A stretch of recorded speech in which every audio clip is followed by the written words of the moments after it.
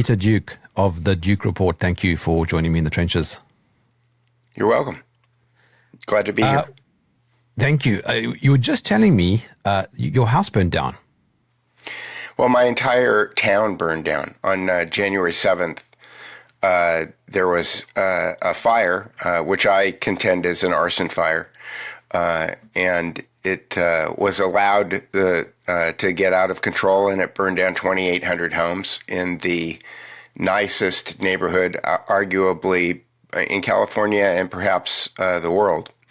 And the real estate was effectively cleared. The 99% of the original residents who lived there were homeless on January 8th. Do you think it was organic? No, not at all. Because there was another fire that started on January 1st in the exact same location. And the fire department and the officials, the American ATF, they all contend that it was a fire that was allowed to burn underground for a week, and then it was reconstituted by high winds. But if you understand that what their argument is that the fire was underground and then it was affected by wind, then you have contravailing ideas there. So no, I think that there was and I write about this on my Substack. There was a almost 22-year battle between Occidental Petroleum and the residents of the Pacific Palisades, because the Pacific Palisades sits on top of a huge oil reserve. And I was told by a friend of mine who's in the oil exploration business in Houston that the numbers that Occidental Petroleum was talking about were off perhaps by a magnitude. That is, there's 10 times more oil underneath the Pacific Palisades than they're even letting on to. So I think that that's probably a mitigating circumstance. I think that the real estate is really important, and I think that the oligarchs that people like Jerry Brown and Gavin Newsom represent have an agenda, and they needed to clear that land. And most of the residents of the Palisades, they don't actually even understand what the stakes are. Okay, so if it wasn't organic, then it means that it was artificial. But, I mean, how does that work? Well, it's pretty simple. There are winds that happen every year in California, and there's a weather pattern called El Nino that has something to do with the temperature of the water, I think in the Gulf of California or the Gulf of Mexico. And it's predictable that you're going to get 70 or 80 mile an hour winds whenever that happens. And I think that you simply wait. I've done some research. There's the World Economic Forum has a program called Fire Aid, which has the exact same name as the concerts that took place after to raise money, and that's a whole other story also. But Fire Aid is an AI program that helps you predict wildfires. And I've been in technology long enough to understand that these things are all tools, and that something that can be used to predict wildfires could also be used to plan wildfires. And so I don't think that it's a coincidence that the fires were started in the exact same location 7 days apart, because the fires were started in the exact same location 7 days apart. So that takes it back to the World Economic Forum. And then you have to start asking the question, well, who controls California? And there's a billionaire that has branded himself for a while. He's embarrassed by the brand now, named Nicholas Berggruen. And he's trying to build the equivalent of a philosopher king's palace in the same mountain range as the Pacific Palisades sits. And he put together a blue ribbon committee over a decade ago it's called the Blueprint to Reinvent California, and all of these people use this Hegelian dialectic of order out of chaos, problem, reaction, solution. And so the solution for fixing the broken government in California was floated about 12 or 13 years ago. It's published. It's on a website. And they're just looking for ways to demonstrate that the government of California, the current government of California, is no longer capable of suiting the needs of the people. And so there needs to be some new government. And the Berggruen Institute has got all of these different initiatives testing out what all of those different governments would be. And he's spoken quite openly about it at Oxford. He was at the Oxford Union, I think, 11 or 12 years ago. There's a video on YouTube, and you can watch him talking about reinventing California. Okay, so then if the fires were deliberate... No. I think they were waiting for the wind, and then they started to fire. And I don't think that the technology. I mean, there's all kinds of counterintelligence stories that are going out about directed energy weapons and all of this other stuff. I don't think you need the only directed energy weapon that you need is that you need MS-13 members on e-bikes with torches. And there were some people that were arrested and then released the next day in different scenarios. There were some guys who were on bikes. There was a guy who actually drove down from Oregon who had a fake fire engine, who had an arrest record for arson, and married to a woman who is a radical environmentalist. So there are people that got arrested and people who were identified, but I don't think that the authorities are going to do anything about it. The directed energy weapons narrative has come up a few times with regards to some very unusual fires. Well, there is one directed energy weapon that I believe in wholeheartedly, and that's because they have a website. And I'm trying to remember the name of it. It's on but basically it's a drone that drops sodium permanganate. Is that it? Potassium permanganate ping pong balls. And it's to start backfires. And it's a huge industrial-sized drone that has this basket of little balls, and it drops them. And it's got an app that you can download, and you can program where you want all of the fireballs to be dropped. And so that technology exists. Like I said, there's a website. You can see videos of this fire drone flying around, starting fires, and it's a big drone. It's not there was at one point a Super Scooper, which is a Canadian aircraft that's designed to drop water, did hit a drone and was taken out of the fight. And the claim was that it was a DJI little drone, but the reason that doesn't really make any sense to me is because I had a drone. It burned in the fire, and the distance between where they say the drone took off and where it supposedly hit the plane, with the amount of wind that was going on at the time, doesn't make any sense to me, because even though those drones have about a 22 minute flight time, that's in still air. When you're in 50 or 60 mile an hour winds and you're going miles away, the amount of time that's available on the battery is significantly shorter. So I don't believe, I believe that the plane hit a drone. I don't believe the plane hit a DJI drone. Okay, so then in that case, you don't buy Judy Wood's 9/11 argument. It's very interesting that you bring that up, because I had Judy Wood's book, and I was just it's brilliant. Her book is insane. It is, and the justification argument that she makes, the most compelling part of it is the beams that turn into dust in the video. They kind of do this also.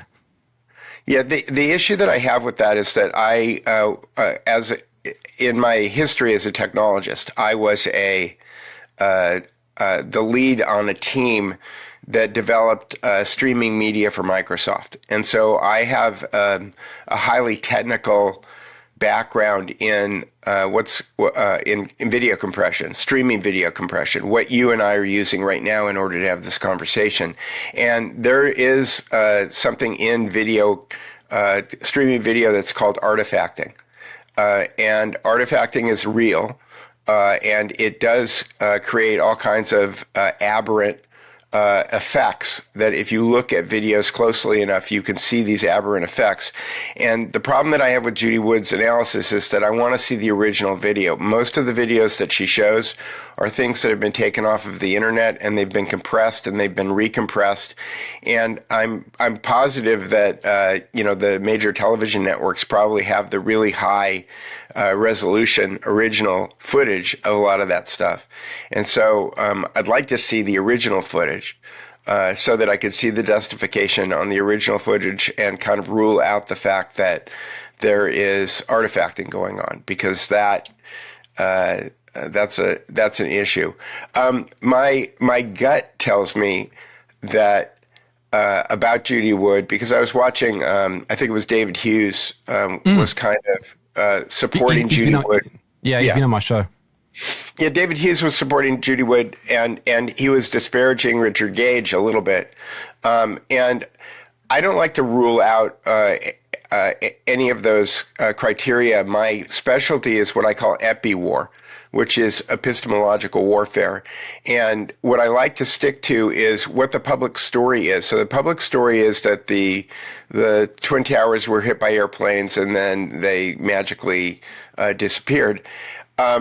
The big story for me is who are the people who created this event and why are they telling this story? How is it that we know all of these things?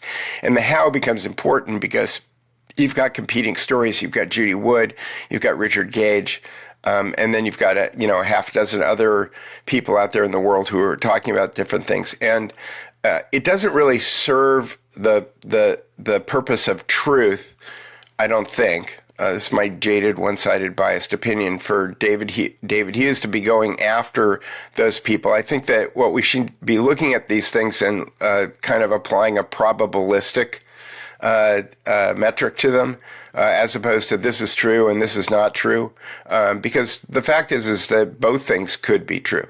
They could have pre-wired the buildings to demolish, and there could also have been a directed energy weapon. I mean, so for Hughes to go and kind of like rule out one in favor of the other, I think is not the best way to get to the truth. Yeah, I think I agree with you to some degree. One of the issues I have is when the opposition, which is us, we are opposing the official narrative, start infighting, because then we end up getting nowhere. I totally agree. Which is, but there's a signal. I've written 4 or 5 posts in the last couple of days because somebody who I thought was my friend, Matthew Arrett, decided to take a shot at me and another friend of mine, Courtney Turner. But there's metadata there. When somebody goes after you, if you can get away from the direct personal nature of the attack and kind of put the thing in a framework of understanding where this person fits in the power structure, then it becomes important information. It becomes the metadata for me was that he was attacking me on a semiotic analysis that I had made over a year ago, where I did a podcast with Hirove over at Geopolitics and Empire. And it was over a year old. It was almost a year old. Like it wasn't like a new thing. And he went after me on these kind of, in basketball, they would call it a ticky-tack foul, right? He went after me on this kind of like ticky-tack attack on my analysis of semiotics. And then at the end, he kind of alluded to the fact that this had something to do with negatively talking about BRICS with Hirove. And, Matt and Cynthia are very pro Russia and China. I mean, it's pretty obvious on their show that that's where they come from. But they also provide a great service, and they provide a lot of great information. And, I'm willing to take what I like and leave the rest. But, when he came after me and then he came after Courtney, it became obvious to me that that wasn't organic. That is, I don't think that, again, I'm not trying to mind read. I'm just kind of looking at the ontology, the org chart of things. And I'm thinking, well, I don't think that he woke up one morning and said, oh, I'm going to go attack my friends Courtney and Peter. Like something else happened. I don't know what it is. But that tells me, that gives me information, right? That gives me information that that something that I'm doing is bothering somebody, which it might be a good signal. It means that we're being effective. One of the things that I've been doing in the last 2 or 3 months is taking what I call essential reading and turning it into AI half-an-hour podcasts and 6-minute video explainers. So I've got almost 300 books. These are the most essential books that you could ever read. All of Anthony Sutton's books, all of Carol Quigley's books. And I've got them reduced down to podcasts for people who are not ever going to read these books, right? So if you want to understand what the Anglo-American Establishment by Carol Quigley is about, you can go listen to a half-an-hour podcast, or you can watch a 6-minute video on it. And because of the power of Notebook LM, which is the Google AI engine, I've been able to produce in the last 3 months about 300 audio half-an-hour podcasts and almost 100 6-minute video explainer videos. I think that this information is dangerous to the oligarchy. And I think that they're probably starting to notice what I'm doing and what Courtney's doing. Yeah, so I mean, the undercurrent of what you're saying is that if we're using 9/11 now as the argument, the official story is very obviously bunk. So now what's happening is that you have all of these opposing views bickering in the public space, and it makes them look like a circus. Yeah, there's a term in American football called flooding the zone. And that's how I refer to it, is that it's epistemological warfare. And all that means, it's a big, long word, but what it means is, how do we know what we know? And I branded it Epi-War with a little trademark, because the joke is that's the method that they use in order to be able to control us. And so they flood the zone with as many possible different variations of a story as possible in order to diffuse the truth. It's basically, if you want to hide a needle in a haystack, the bigger the haystack, the harder it is to find the needle. And that's why, again, getting back to the Judy Wood, Richard Gage thing, I don't find it helpful to say one is better than the other. When they attack each other, or at least when the followers are, in comment sections just going after one another, I find that so disparaging and very disheartening. Yeah, and the article, two of the last articles that I wrote, again, I use, so just a quick, I'm looking at the clock to see how much time I've got. So I started investigating neurolinguistic programming about 5 years ago.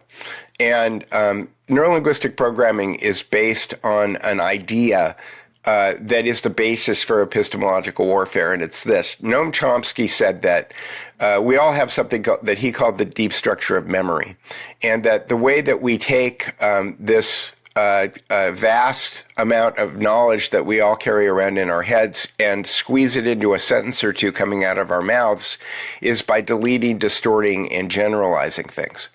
And it turns out that if you analyze language and look, and because we are always, and that's a universal quantifier, Because we are always deleting, distorting, and generalizing, I am deleting, distorting, and generalizing right now as I'm talking to you, then there are always questions that you could ask someone. And this is what a good interviewer like you understands implicitly, is that there's always questions that you can ask someone based on whether or not you've discerned that they've deleted, distorted, or generalized something.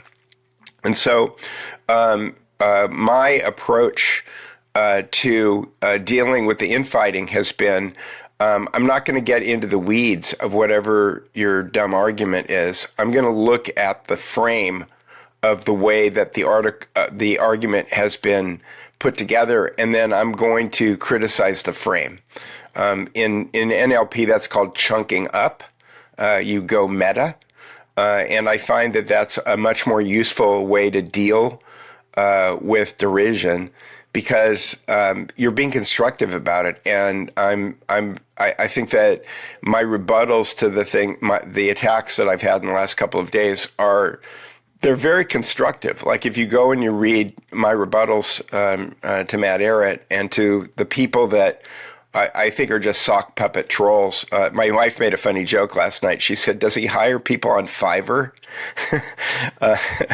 to leave comments because they're terrible? You know, they're just not very good."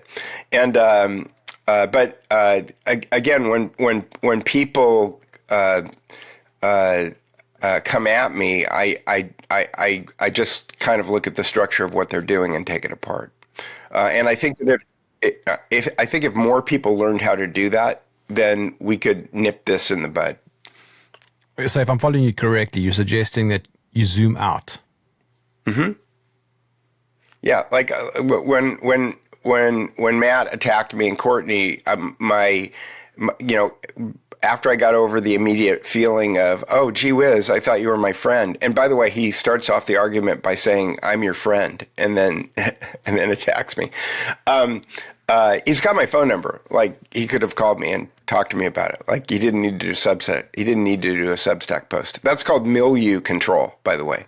So he chose the battlefield, right, which was a Substack post, instead of picking up the telephone and calling me, or sending me a DM. Those are all choices, right? And so we all make those. And now that I've spun out and I forgot what your question is. There's plenty of people that I disagree with. That I talked. Courtney Turner and I disagree on many things. Okay, but I pick up the phone and we talk about it on the phone. We don't. I disagree with Courtney, and she's got a good friend on Substack, Christine Jones, and I disagree on the definition of the word liberty. I think liberty is a psyop, because liberty, in its essence, means freedom that is granted to you by someone, right? And as opposed to freedom, And so when the argument with using the word liberty is, who are you getting the liberty from, right?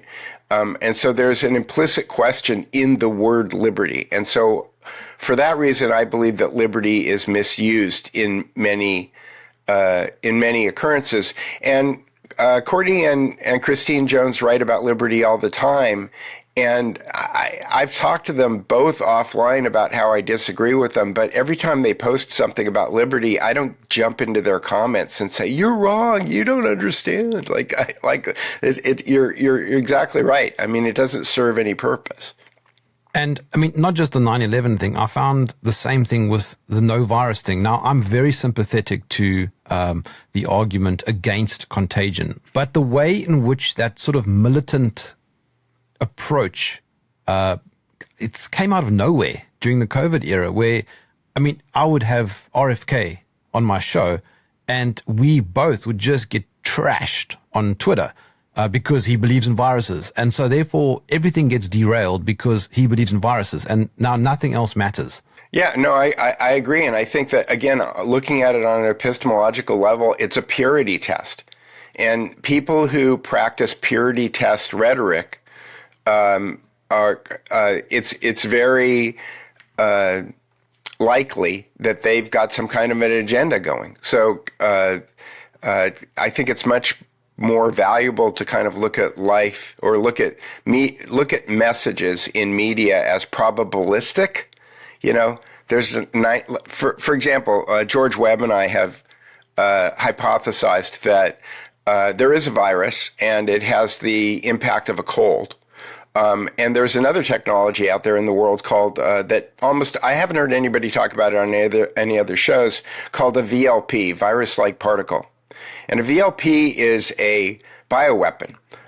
They sell it as a way to give people viruses, but it's basically imagine that you had a nuclear weapon. Now, I think nuclear weapons are fake too, and I can talk about that. But imagine that you have a bomb and a warhead. Okay, the virus has two principal functions.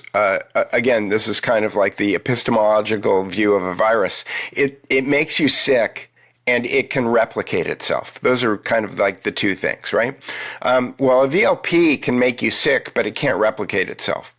But the advantage of it is that it's dry, it's inert, and it doesn't have to have a cold chain, meaning that you can carry it around in a box in your pocket. And you can do things like you can dope air conditioning filters with it. So that what it has the effect of spreading the dis-ease, the part that makes you sick, but it won't kill you. Okay, so if you created a new virus that had the efficacy of a cold, and that it was the most viral thing that had ever been created. And then what you went around and you would do that in order to get as many people to test positive as possible whenever you test them. Okay. And then you went around and tactically did things like you went into a subway system in Wuhan and you doped all the air conditioning filters, or you went into an old age retirement home in upstate New York and you doped all the air conditioning filters. You could use different diseases. Okay, you could use anthrax in one place. You could use another disease in another place. Diseases that have high mortality, right? But since all of the people are only being tested for COVID, they're going to test positive for COVID, and then all of these people are going to die in Wuhan, and then all these people are going to die in upstate New York. How many different places do you need to do that doping of air conditioning filters in order to create a worldwide panic? I would argue you don't need more than probably like a dozen. And in that case, you've got a tactically controlled psyop. Real people are getting killed. Okay. Real people are getting sick, but they're not dying of COVID. They are testing positive for it, but they're dying of something else. So that's a thesis that I've been playing around with. So you think that there wasn't a pandemic, but there was something that was engineered? 100%, yeah. Yeah, there's nothing organic about COVID. You dropped in something there about nukes. So I started playing around with this idea about 3 or 4 years ago because somebody told me that they thought nuclear weapons were fake. And, when you get to the point where you think, oh, well, the moon landings are fake. And by the way, I had a career as a photographer. I met Buzz Aldrin. I shot his picture. I have a picture of myself with Buzz Aldrin. And he was one of the weirdest guys that I ever shot pictures of, by the way. But why? Hold on. Why? Just a weird vibe. Like I had a patch. I was a kid. I was a moon kid. I was like, I don't know, 6. Wait, when we landed on the moon, I was 9, and it worked. It was at 2:00 in the morning, and my parents didn't want to be up, and so I went and I stayed at my grandmother's house because she would let me be up at 2:00 in the morning to see land on the Neil Armstrong walk on the moon. So anyway, I had this patch that I had when I was a kid, and I showed it was an Apollo 11 patch, and it was old and it was folded, and I kept it in a drawer since I was a kid, and I showed it to Buzz Aldrin, and he goes, "Oh yeah, a lot of people have this." It was like, It's like, okay, anyway, so, but he was a weird guy. Anyway, but back to nukes. I started playing around with the idea. So so I'm a Rand kid. My mother worked at Rand. My aunt worked at Rand as librarians. My next door neighbor growing up was a mathematician at Rand. When I was struggling with algebra in high school, my math tutor was one of my mother's friends who worked at Rand. When I was a kid, my mother used to take me to Rand picnics for the employees of Rand would have a picnic every year. So I understand the whole Rand culture, and I grew up playing war games by a company called Avalon Hill because my next door neighbor, his son was special needs, and he had all these games that he wanted to play. So my brother and I used to go next door and play these war games that were ostensibly designed by Rand. And so I was kind of immersed in game theory when I was 10 or 11 years old. Like, I was understanding it. And I started thinking, I know that the TV show Survivor and The Apprentice are all based on John Nash's non-cooperative game theory. And I wrote a few pieces on a thesis that I have that this was a method to test alternate forms of government on the television public. In order to determine whether or not, or in order to persuade them into the idea of some kind of a technocratic government. And in the case of Survivor, you've got kind of the ultimate democracy where all of the losers get to pick the winner at the end. And in the case of The Apprentice, you have kind of a totalitarian government, right, where you've got Donald Trump at the top. So, there's a lot of game theory in that. There's a lot of John Nash. There's a lot of math, and Mark Burnett seems to be an operator to me. He's like a London-based MI6 spook, and so I started applying the same idea to nuclear weapons. And what I came up with was the idea that you may be able to create a nuclear explosion in something that is in a house-sized container in the middle of the desert in New Mexico, but whether or not you can actually fit that into the bomb bay of an airplane or put it on the tip of a missile is a completely different idea. And so it occurred to me that the idea of a nuclear weapon is more important than the nuclear weapon itself. Because if you're trying to do behavior modification on human beings, the fear is what is important. And so I have these kind of rubrics that I use for epistemological warfare. And one of them is that the more media and attention a fear-based idea gets, the more likely it is to be false. So when you look at the transmedia attack of nuclear weapons, it's in movies, it's in television, it's in radio, it's in fiction, it's in nonfiction, it's in school, it's everywhere. It's ubiquitous, right? That when you have this fear-based messaging that is ubiquitous, there's a good chance that it's not real, or that whatever the story is that they're telling you is not the whole story. And so I got into GPT and I started playing around with it, and it came up with some pretty compelling math that showed that it would because you could create a dark economy and you could create something called an equilibrium. And in an equilibrium, everybody who's involved in the game has skin in it. So it's in the best interest of Boeing and Lockheed and Raytheon and the Pentagon and everybody else to go along, and the Russians, your enemies. It's in everybody's best interest to keep the game going, because it allows you to create dark budgets, because of need to know and compartmentalization. You can take billions or trillions of dollars and then redivert that money to your own needs, and and because of compartmentalization, you can have entire industries that are working on nuclear weapons that aren't actually building nuclear weapons. They're building something else. They think that they're building nuclear weapons, but because of the need to know and compartmentalization, might be something else that they're building. So I don't believe in nuclear weapons. I think they're fake. Well, it's interesting you say that, because Bill Gates, in an interview not terribly long ago, said that humanity faces 4 invisible enemies, and immediately that got my alarm bells ringing. And he said, pandemics, nuclear war, AI, and what was the fourth one? I have now forgotten. That's okay. I'll segue back and then you'll remember. So this was all started by H.G. Wells, and H.G. Wells wrote a book called The Invisible Man. And again, I read all of these things with my kind of epistemological view.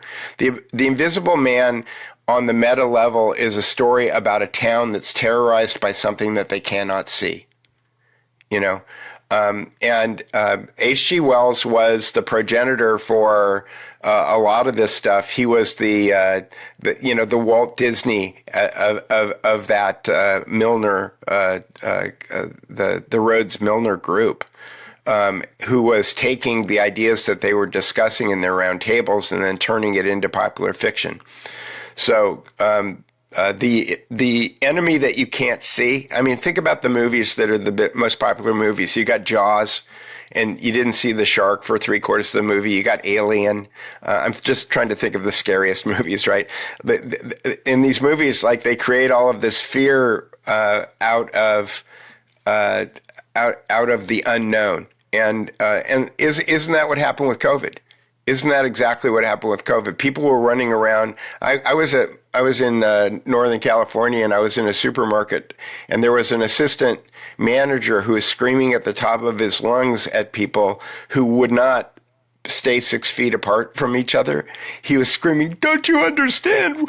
This is terrible. We're going to die if we don't do this." He was so upset. He was so earnestly upset. He thought we were all going to die if we got closer to each other than 6 feet. I mean, this is the power of this stuff. Climate change is the fourth one. Yeah, climate change is fake. It's completely fake. It's clever. Well, I mean, the climate changes. Yeah, no. Yeah, you're right. The climate changes all the time. Okay, I used to make the joke, George Bush didn't kill the dinosaurs.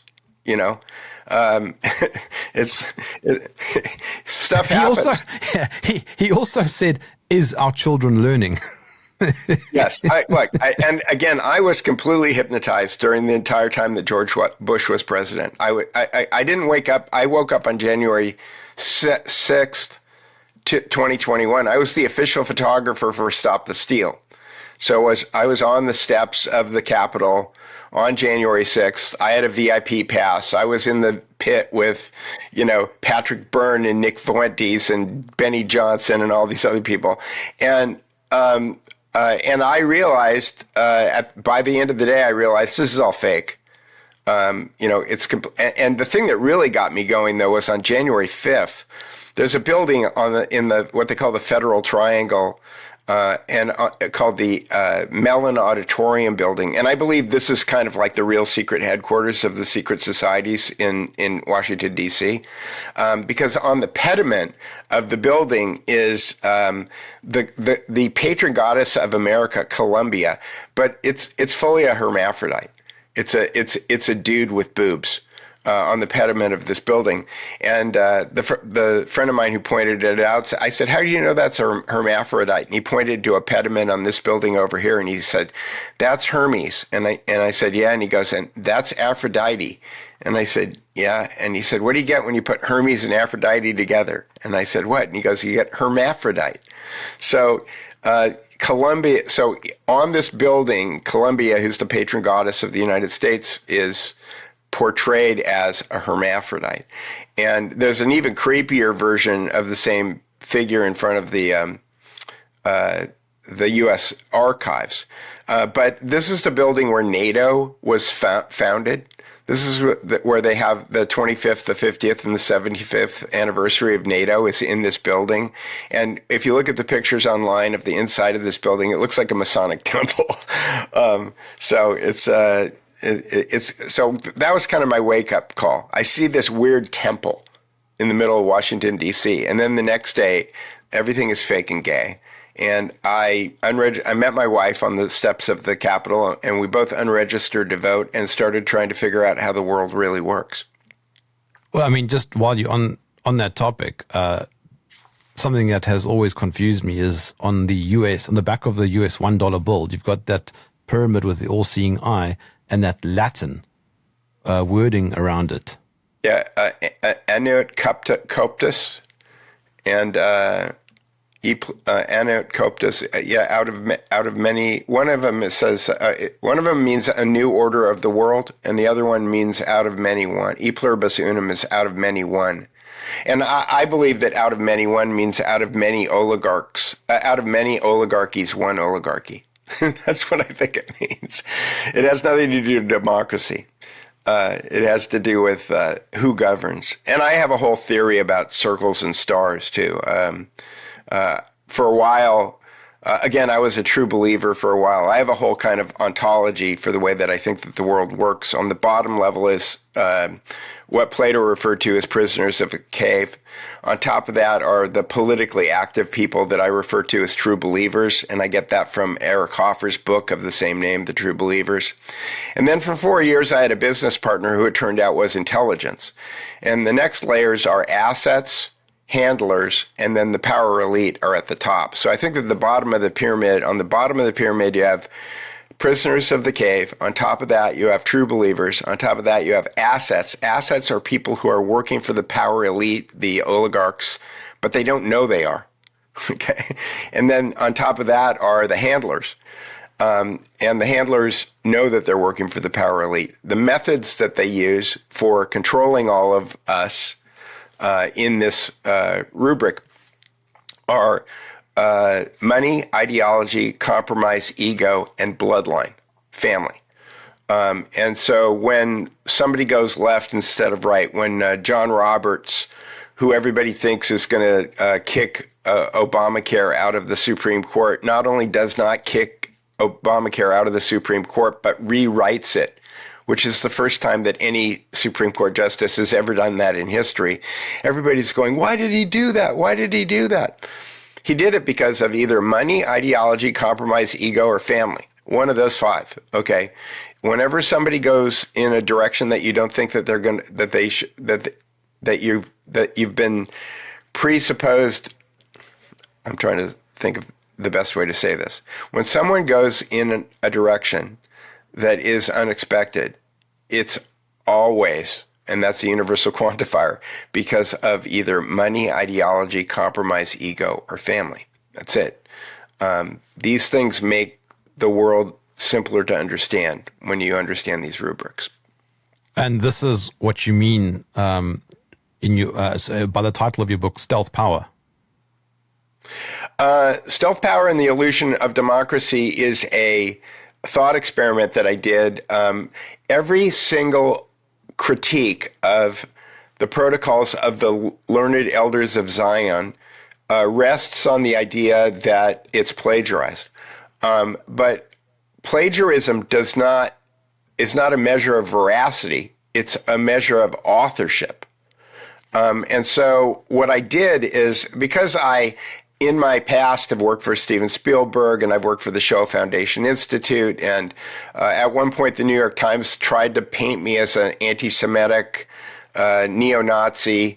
It's a hard sell with me, because I have a lot of background in working with a lot of the people on the Zionist left. And so I thought that I was uniquely positioned to do something interesting, which is that I took all of the religious and I took all of the religious connotations out. I used AI. I took all the religious connotations out of the protocols of the learned elders of Zion, so that you can't say, oh, this is anti-Semitic, or, oh, this is about the Jews. It's just basically an instruction booklet on how to take over the world. And when you compare the methods and practices that are described in that book with what's really going on, it's almost a complete and total match. And so then the question becomes, if it's not the Jews, then who is it, right? Because it turns out that The methods and practices that are described in that book are exactly what's happening right now. And so the fact that anti-Semitism is an epistemological weapon. It's a way of painting anybody who gets too close to who's really in control, and it's not the Jews. Okay, it may be people who some Jews are associated with. Then they can paint you with this brush of being a hate monger or anti-Semitic or something. I do find that whole "it's the Jews" narrative to be a bit of a distraction. I mean, there are loads of Jews in very high positions. There's no doubt about that, and they hire them. Yeah, they have immense control. Larry Fink has a boss. Okay, but then who is higher? Well, this is where Catherine Austin Fitts gets it right, but she kind of waffled a little bit when she was talking to Tucker Carlson. And it is generational wealth, but it goes back. I think it goes back to the Phoenicians. There's a great book. I talked to Vatican. The Vatican. Are you pointing in that direction? No, I think the Vatican is part of it. Look, here's the history of all of these things is that they all get permeated. So permeation was a word that was coined by Beatrice Webb, I think, because she was a feminist. They were using the word penetrated, and she didn't like that, so she changed it to permeated. But no, I think all of these organizations start out as their own little power centers, whether or not you're talking about foundations like the Carnegie Foundation or the Rockefeller Foundation or the Ford Foundation. They may start off with some kind of noble goal, but eventually they get co-opted and taken over and controlled. And I think the same thing happens with the federal government in the United States. I think that the United States stopped being a sovereign nation on December 23rd, 1913. The Fed. When the Fed was created. And it's been permeated ever since. I think that Michael Hoffman, Michael Hoffman wrote a book called The Occult Renaissance Church of Rome, and my wife is reading it right now. And I think that his consensus is that the Vatican was taken over around 1300. So again, they get incorporated into this octopus that's in control. So, and it's the Jews is like saying it's the Vatican or it's the Freemasons or it's the Jesuits. The answer to the test is it's all of the above. It's all of them because they've all been kind of permeated. But Frances Lieder, who's been on my show, has written some incredible articles on the power of the black nobility. Yeah, she's an interesting character, but she's got a purity test, and she's one of these people who doesn't have any problem attacking other people online. I think that she's openly called me stupid. So it's interesting because there are other researchers out there that have done. I'm in contact right now with a researcher who approached me directly, and she does not want to go public with any of the things that she knows, but she shares all of her sources. And like Frances Lieder, she'll write an entire treatise based on a single document that she got. And I'm okay with that if you want to float it as a thought experiment. I float lots of thought experiments. I float lots of theses. When you start telling people that this is the objective truth and this is exactly what's going on, and you're basing it off of one PDF document that you got off of the web archive, then, I start to question the veracity. Well, a very good friend of mine, Nick Hudson, who often comes onto my show, he makes the argument that we're dealing with complex systems. And when we attach binary or these false dichotomies, it's either 1 or 0, we end up getting ourselves caught up in traps. Well, and that's part of what they do. That's the entire dichotomy game. And that's part of the reason that I have migrated over to a linguistic approach to looking at things. There's something in linguistics called a universal quantifier. A universal quantifier is a word that's like any, all, always, never, love, hate. These things that take the needle and push it all the way over to one side or the other, they are almost always a manipulation. And I'm using a universal quantifier as a joke there. But when somebody tweets out, there are two ways to look at this way or that way. That's mind control. Okay, that's purely a mind control operation, because there aren't very many situations where that either or thing is true. And so it becomes really important to become disciplined to kind of A, not do it, and B, be aware of the fact that other people are doing it when it impacts you. But Peter, you believe in viruses, so therefore you controlled opposition. Right, exactly. And again, this is like my problem with I for the most part I like Sasha Latipova, but she's a no vaccine absolutist. I'm sorry, she's a no virus absolutist. My father was a doctor, But hold on. I know the argument though, because I've chatted to Sasha a number of times, and people in that category, and I don't like to put myself into that category because I don't feel I have the confidence to make an absolute claim. But I do think that there is a foundational logic that makes sense. The question is, how do you 100%. Know? Yeah. I just answered 100%, which is an absolute. Okay. Yes, I agree that I think that terrain has some merit. Okay.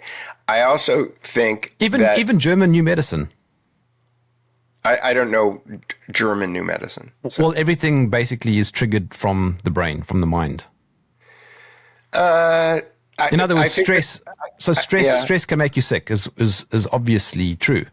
Well, 100%. And when I was 12 or 13 years old, my father read a Scientific American article to me. My father was a physician that said that if you took all of the cholesterol out of somebody's diet, that you could lower their blood serum cholesterol level by about 7 or 8%.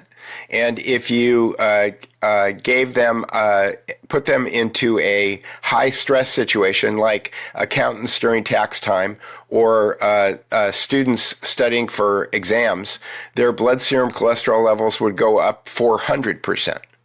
So, and I said to my dad, I said, well, what does that mean? And he said, stress kills. So I knew that lesson when I was like 12 years old. But that said, I also had arguments with my father because he said that when people came into his office, they wanted him to give them a pill. And I said, well, why don't you suggest other things? And he goes, because the guy who's got high blood pressure because he's got a bad marriage or a shitty job isn't going to divorce his wife or quit his job. So you got to give him something. That was my dad's argument. So what's the moral of the story then? I think the moral of the story is that we need to pay attention to words and how they impact our reality, because the method that you and I are using right now in order to communicate with each other and to the people who are watching this video is all based on language. And language ultimately winds up becoming the vector that shapes all of our realities. And if we don't pay attention to the way that the words are being used, then we're going to get manipulated. So if we look out for universal quantifiers, I've written many articles on it. If you go to thedukereport.com, you can find the articles that I've written on linguistics and what I call epi-war. But if we don't pay attention to the words that are being used to frame our reality, then we're going to be slaves to the words. So we need to wake up to how words are being used against us. So in the recent COVID era, we heard a lot of safe and effective. Safe and effective is a deletion, a distortion, and a generalization in one. And I've written about that. Yes, it uses a particular linguistic form called a cause-effect complex equivalence, which is where you take a cause and effect and you marry it with a complex equivalence is any kind of, and again, we only have a couple minutes, so if you go to my website, I can send you a link after this where I actually specifically talk about that, and maybe you could put it in your show notes. But safe and effective is a cause-effect complex equivalence, which is the pattern that is used by tyranny in order to control us. Doesn't the UN also use it for its sustainable development goals? I mean, do you really want a world? It's ubiquitous. Yeah, I mean, they want to wipe out worldwide poverty. Why would anybody be against that, Peter? You wouldn't be, but there's a deletion going there. At what cost? How are you going to do that? What's the process that you use for being able to manage that? Elon Musk has all these like really clever tweets where he's talking about how robots are going to serve everyone, and the question is, who's everyone? Okay, you mean the people that are still alive after you do pandemic 2? Is that the everyone that you're talking about? The people who have a locker in the bunker, as Catherine Austin Fitts might put it. What do you make of Elon? I think he's a cutout. I think he's a construct. I think all these people are constructs. I don't believe in the Horatio Alger myth of somebody who pulls themselves up by their bootstraps. I think that they're anointed. It doesn't mean that he's not smart.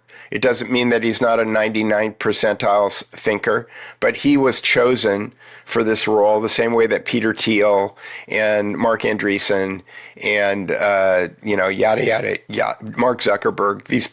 These guys are all chosen, and they're chosen out of there's a process for choosing them. They're certainly not stupid people, but they are given. Palmer Luckey, who's somebody that I've met and I photographed him. These people are tapped. They call it at Yale when you get put into Skull and Bones, they tap you on the shoulder. These guys get tapped and they say, "Hey, you want to play? You want to be the richest man in the world?" Jeff Bezos' grandfather was the first financial director of ARPA. Is that an accident that he winds up becoming that he runs Amazon, which started in New Mexico, by the way, Atomic Energy Commission. There's all kinds of weird stuff going on there too. So Catherine might have a point because she refers to Elon as an operation. Yeah, I think that's correct. I think she's correct. Like I said, I thought my only criticism of her is I thought she waffled a little bit with Tucker, but but I like where Tucker's heading. I think he's starting to open up his mind a bit. Maybe Tucker is a member of the Pilgrim Society, or at least was on a roster of Pilgrim Society members in 2009, and his father was a spook. And when he starts talking about, again, the whole thing, 9/11 was an inside job. Okay, we know that 9/11 was an inside job. What none of these, Catherine Austin Fitts alludes to that Tucker doesn't allude to is that there's a super government, right? That the United States is not at the top of the food chain, that the CIA is a controlled operation run out of the city of London. Okay, like they don't go to the super government tranche, and so when Tucker Carlson wants to come around to the fact that World War II, I mean the whole argument between Tucker Carlson and whoever he was talking to last week about who started World War II. It doesn't even talk about King Edward VII setting up World War I. It doesn't talk about the city of London and Wall Street manufacturing Hitler. I don't know if you've had the guys on who wrote the book Two World Wars and Hitler, but it's the most, besides Mies, I think it's the most important book out there. There's two books out right now that everybody should read, which is the Predators versus the People by Mies, and I can't pronounce his last name. He's Belgian, And then John O'Dowd and Jim McGregor's book, Two World Wars and Hitler. Like, it's a life-changing. These two books are read Two World Wars and Hitler first, and your life will change. How can my audience follow you? Just go to thedukereport.com. You can find links to articles that I've written, 6-minute video explainers on 100 of the most important books that you could read right now, links to almost 300 half-an-hour podcasts on the most important books that you could read right now, and it also links. I have a book section that you can link to where I've got almost 1,000 1,500 word summaries of the most important books that you could read right now. These are all books that are written by well-known authors and journalists. They just never made the New York Times bestseller list. Peter Duke, thank you for joining me in the trenches. Thanks, Jerm. I'll come back anytime you want.